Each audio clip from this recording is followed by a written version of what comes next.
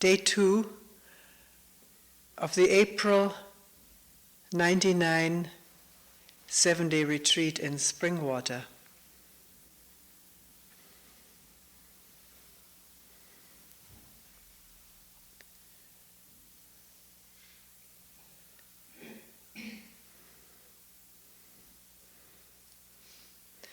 The question that came up last night in the group dialogue was how to be with chronic pain.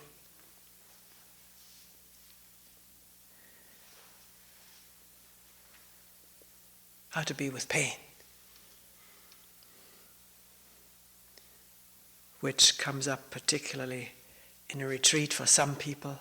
Some other people manage to sit without pain, which is an amazing thing.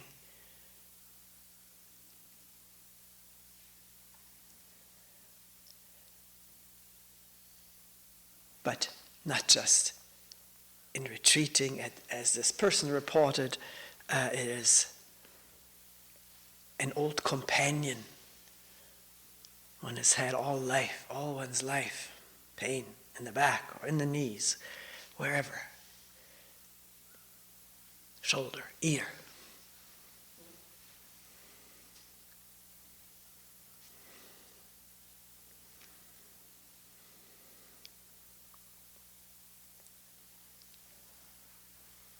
How can we start looking at this?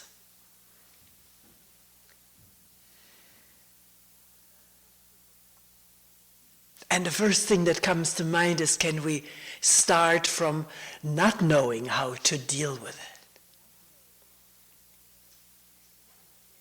Whatever methods one has worked out, remembered, or is going to try, from what one has read someplace, for the moment can it all be left aside, giving way to not knowing.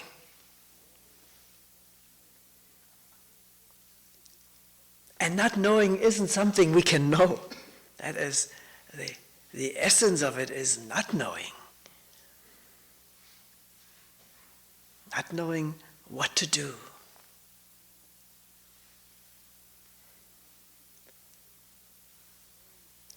As what one knows as one's old pain manifests again. The old pain is knowing, isn't it? What I remember, how I know it is, how I know it's going to develop, because it has always developed this way.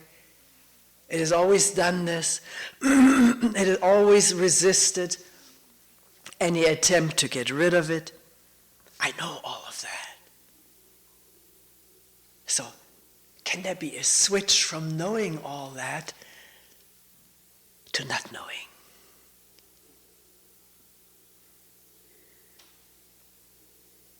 There is a roar, audible, isn't there? Some kind of sound. The brain says it's an airplane or a helicopter or a car, tractor or truck.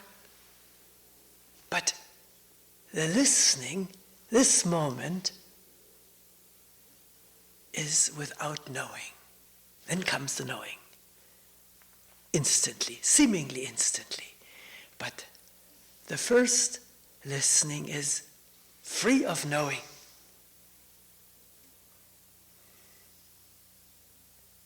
Unless one is so preoccupied with having to hear this airplane, this time I really want to hear it, that the mind is already full, projecting something, even before the sound is heard, expecting it, which may well be happening with the painting. There may be already an expectation, well, where is it? It ought to be there. It's always there, sort of anticipating something that may not be there this moment. So to examine it, examine this expecting, anticipating projecting mind, mind being thinking, remembering, imaging, knowing.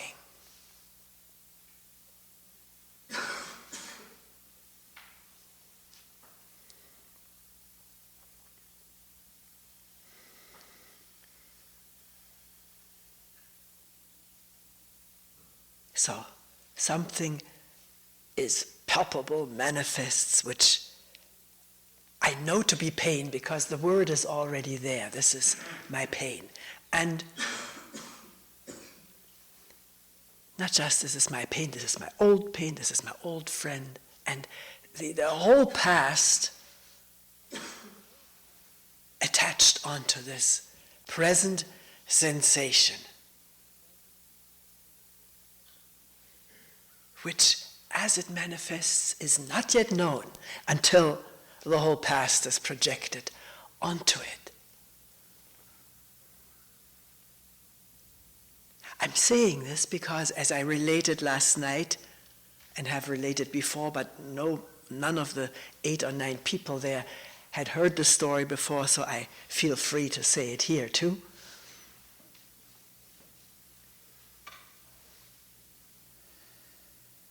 Having gone to a first meditation retreat, which was a Zen retreat,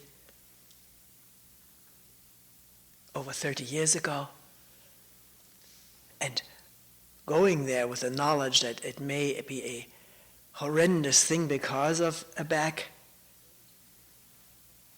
whatever you call it, a back thing, which I'd had all my life, almost since my teens, and going nonetheless, because I wanted to go. Sometimes something propels us beyond all of our hesitations and reservations and worries, which is an amazing thing. But sure enough, here this old known dreaded pain appeared. And with it, not just the knowledge of how it used to be and is, but also fear about being able to finish this retreat, which was nothing. You didn't quit a retreat at the Zen Center. You just didn't. It was unheard of. You just didn't do it. You couldn't come back if you did. And yet this worry, will I be able to hold up?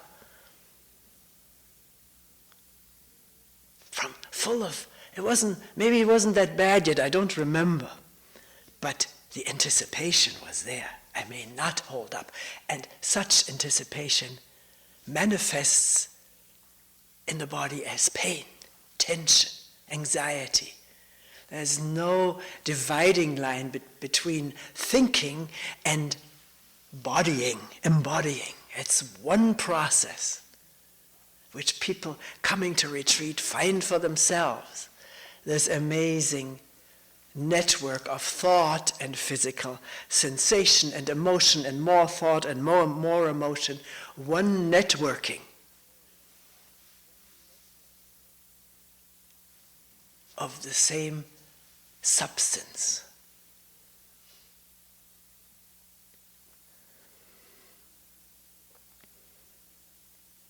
So then, in the midst of this anxiety and worrying, it occurred to me that maybe I didn't know what this was. It was a marvelous thought to occur. I hadn't read it, nobody had said it, it just occurred. Maybe this was something not knowable. And with this something changed. There was just this, whatever it was, there was a clear abstaining from naming it anymore, because naming is knowing. Naming is projecting and anticipating. But not knowing is not naming. Not naming is not knowing.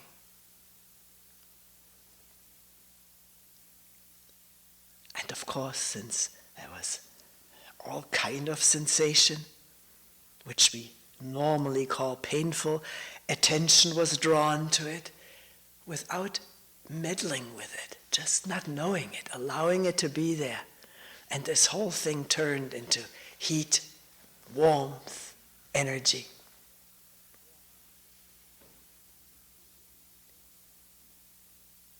Not that it went away or that it stayed, that wasn't the point anymore. There was energy now to listen, to be in touch without division. And as it turns out, every time, division is our principal pain. Separation, me and my pain, me and my fate, my life, me and my life. We say that, how absurd.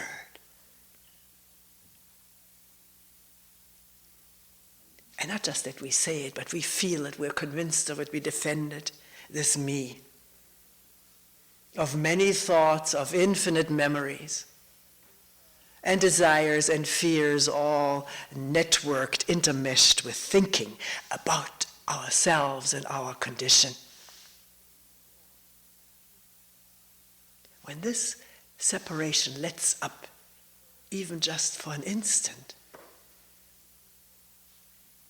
there is freedom, wholeness, absence of this pain of division. So, coming back, all of this wasn't formulated like that at the time, but it is remembered as an event where division ended through not knowing and attending without the past interfering. So, is that helpful? I don't know. Is it helpful to hear? It may not be helpful if the mind now goes to work to make a technique out of it. It's not possible. You can't make a technique out of not knowing, because then you still know. Not knowing is a change of being from the superficial to the deeper, a meditative state of being in which what was viewed and reacted to from the superficial state of knowing changes in that deeper state of being. The knowing does not interfere with its networking, exciting and mobilizing the body into fear. See, what is said here about pain holds for all, for everything we want to take a closer look at, whether it be anger, fear, desire.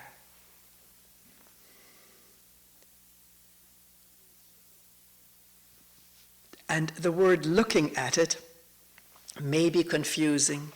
People always bring it up. Again, what do you mean by looking at something? When I try to look at something, I feel very separate. Of course we do, because we see ourselves as the looker, the observer, the listener. We think about ourselves in that wise. So, language is tricky because it establishes surreptitiously a duality, me and what I am attending to. But in truth, it's not me attending to something, but just something appearing in awareness, as it is. And no one there to judge it, no one to interfere with it, to resist it. That activity of the me network is quiet, disconnected for a moment or whatever length of time. If there is judging, resisting, then there's something to look at. what? What is this resistance? What is the judgment? How is it, what are its ingredients? What makes up judgment and resistance? And that's the beauty of all of these mental, physical movements. They can become accessible to view. Resisting, one can hear the inner voices. I don't like this, it's going to get worse. Why me? I'm a hopeless case. To listen to these records, tapes, voices, and not to believe them. They're just running, very automatically, triggered by whatever. One can watch it. A pain triggers thought about it, resistance to it, the desire to be rid of it, or the reaction of hopelessness, despair, all carried by thought, memory, verbal memory or physical body memory, associations which go so fast. Seems as though one could never, ever catch something associating with something else remembered. But when there is a quiet awareness, which this body, wonder of wonders, is capable of, even a quick association becomes noticeable. It appears like a flash of lightning, and then the associated feelings manifest in this space of awareness. If there is judging it, I don't like this, it's no good, I ought to know better, or justifying oneself, then there is the feeling of division. I am the beholder of it, I am the observer. With the judgments, that's what makes for the feeling of being the observer. Judging, comparing, not wanting, wanting more, and that is carried by subtle thoughts or feelings. Thoughts or feelings also not being two different things fundamentally. They're intertwined with each other.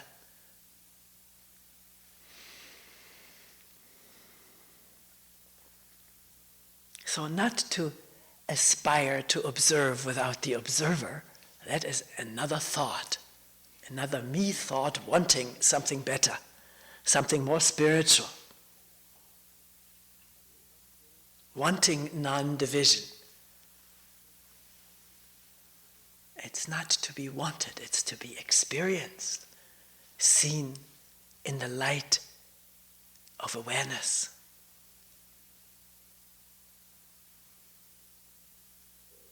Most of the time carried by subtle thoughts. Sometimes people insist there was no thought. Well, one shouldn't be so quick in asserting this. Because in the course of time, what one may find with more deeper awareness, a lot of thought reveals itself that one had never been aware before, because it was so quick, quicker than these moments of attention, when this whole organism is not yet capable of holding it, adjusting to it, rechanneling its energies.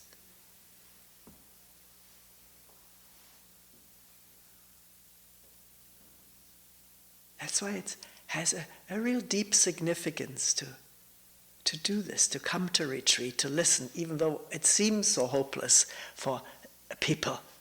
They say at the end of the retreat, I'm not much more aware than I was before. Well, that's judgment and comparison. One doesn't know. The fact is that most people who come to retreats come back. Why? If it was such a hopeless drudgery, one wouldn't come back. But afterwards, after retreat, one steps outside, or during the retreat, and the world has never looked more radiant, more colorful, present. The beauty of it. The beauty of a single tree or a bunch of deer this morning along the tree line, lining the creek, looking out at it from the balcony. The line of deer was white, not brown. There was the sunlight on them. And they weren't walking across the field as usual, not while I was watching it, but they were walking along that tree line. So marvelous. And the locust tree in front of the deck just sparkling with drops of water hanging on the branches. A whole branch sparkling with moisture, which is the light of spring, moisture oozing everywhere. Out of the driveway, out of the grass, in the creek. Moist and glistening in the sunshine. Not always sunshine. Yesterday, no sunshine. There was even sleet and snow, ice. How quickly things change. Not just in the weather, but in all of us. Everywhere. So, I started out saying it has a significance to come to retreat or do one's own retreat. Some people say, I don't like all of these people. I don't like to share a bedroom with snorers. Rubbing elbows. Not many people say this, or else they wouldn't come. But some people do, and it's all right to do solitary retreats. I've never done one, but it must be a marvelous thing. We have a wonderful cabin down here. Some people do that. They come to do their own retreat. Ask the staff and guests not to talk to them. It works out. But to spend time being with whatever is there, pain or pleasure, fear, anxiety, jealousy or longing, loving feelings, hateful feelings, beholding it all, being with it all, even though it seems one can't bring it off because there's so much judgment, so much seeming separation. You see, the separation is only seemingly there. There isn't separation. Even if these thoughts appear so truthful, me and my condition, in awareing, attending, there isn't any separation. And there is a possibility for also this organism changing from only thinking about ourselves to experiencing ourselves as we are from moment to moment, which is a different physical function. It's not, of course, totally physical. Of course not. But the body goes along with insight and awareness, rearranging itself. Sometimes to such an extent that it's too strenuous to think about something. It's much easier and simple to be with it all. Whereas we normally, from the way we've been conditioned and programmed, we think the easy thing is to think about everything and the difficult thing is to be with it. But that can turn around.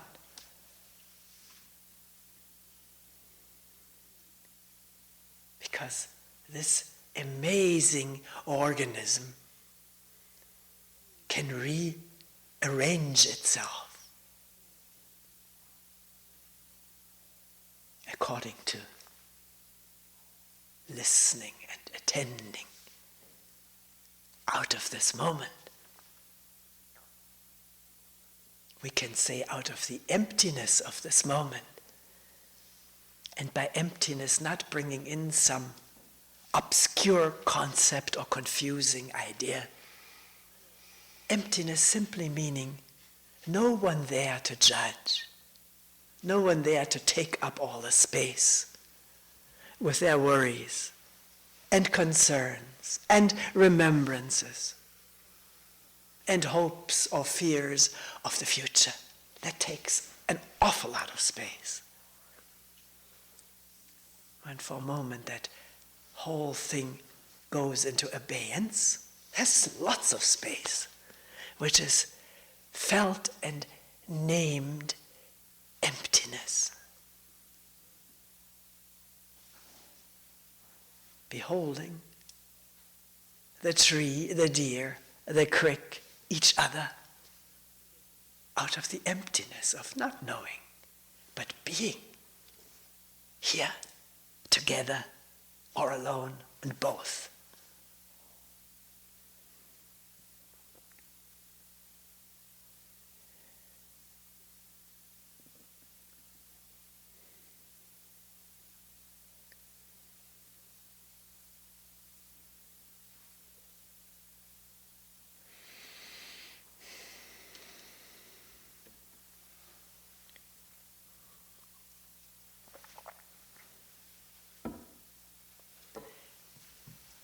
Let me come back to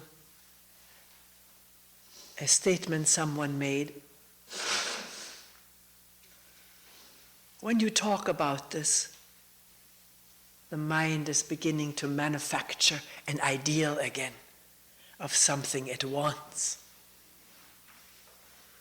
To watch that, not to fall for it, not to be caught up in the trap, but watch such thoughts as thoughts, manufacturing something, not to take it for real. There is no goal, there is no ideal except what thought produces.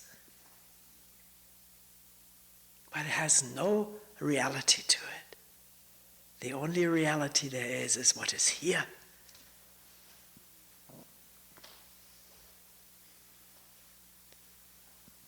That too can become a concept, or maybe is a concept. It is certainly used a lot these days, here-ness, now-ness, presence, only this moment.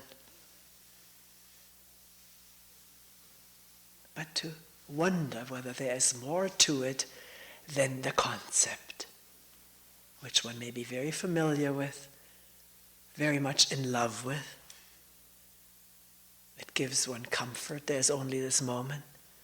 But what does it really mean to allow a question to arise and not let go of it? This question of what does it really mean? Being in the moment, being here, now.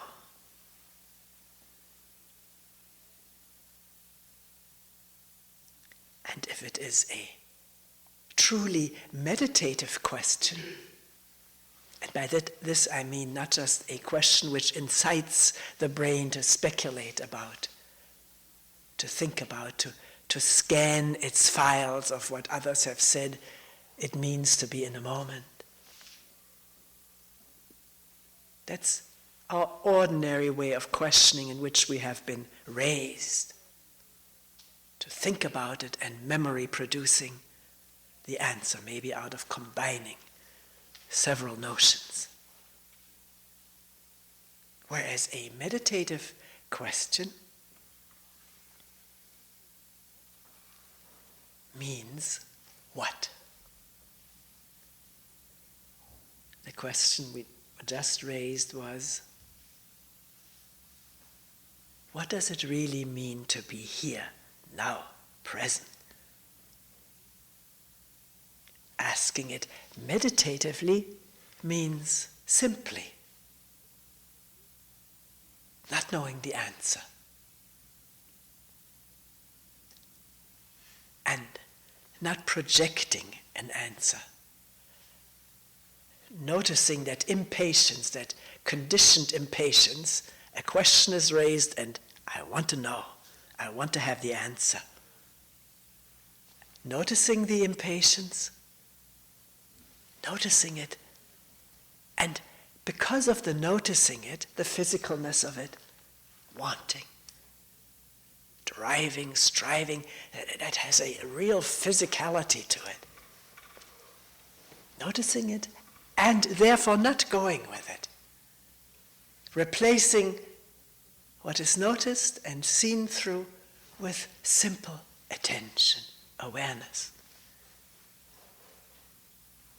Going into this question without knowing. And attentive to all the old conditioned responses, wanting to squeeze in there. Noticing it and not going with it. Remaining with not knowing. Not knowing what it means to be in this moment. It's not this, it's not that. It's not this and it's not that either. So what is it? Not that either. Oop.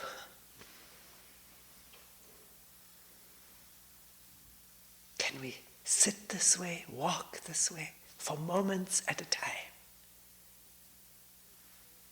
Not worrying when thought comes up and takes over with its emotions and feelings. That happens.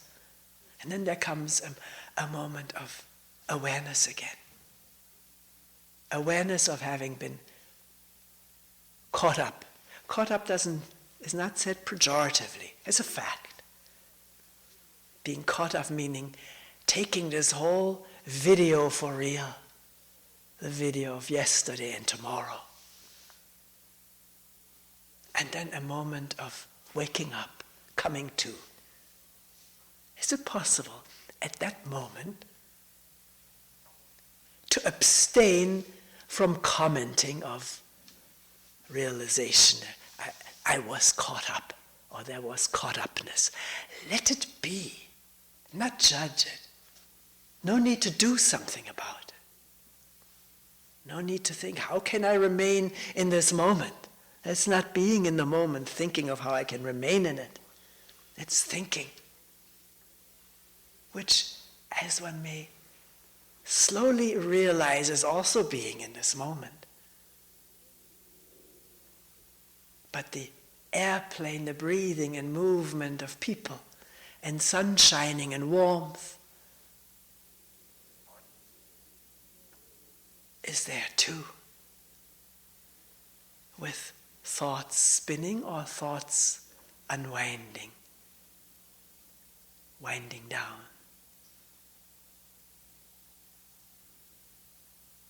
Caught upness in thought means believing them, taking them seriously, taking them for real, what they're projecting.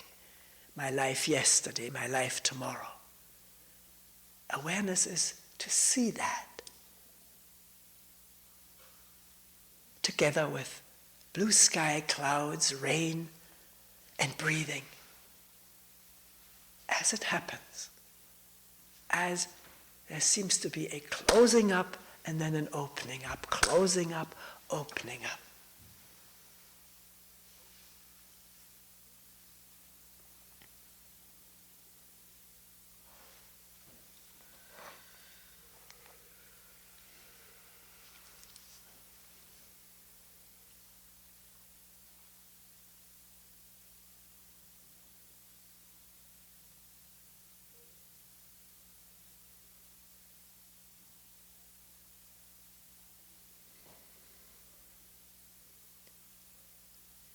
What does it mean to be in this moment?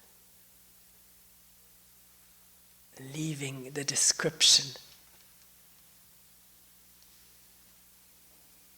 completely, which means I don't know. And breathing, words being said, physical sensations, pain in the back, shoulder or ear. I'm using labels.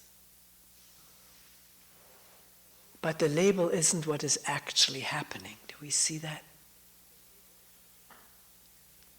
Label comes up automatically, but it's not needed. It doesn't add anything in meditative listening.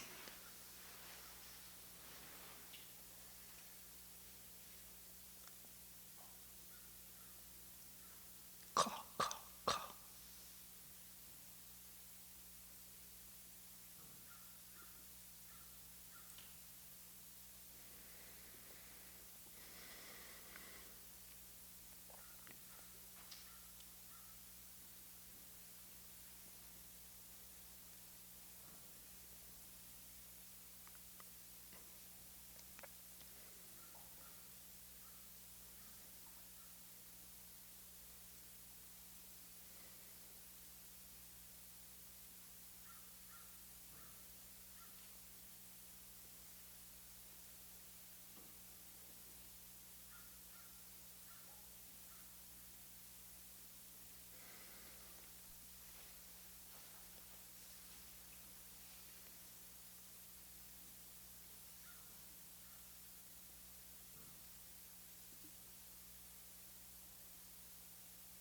Are we here?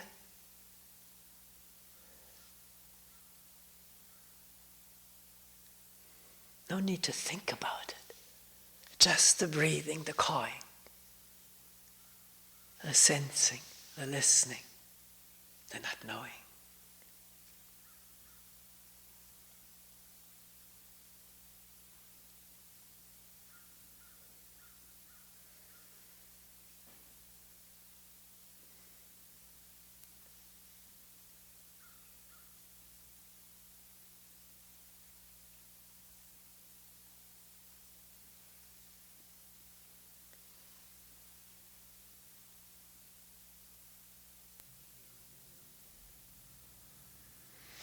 We will end here for today.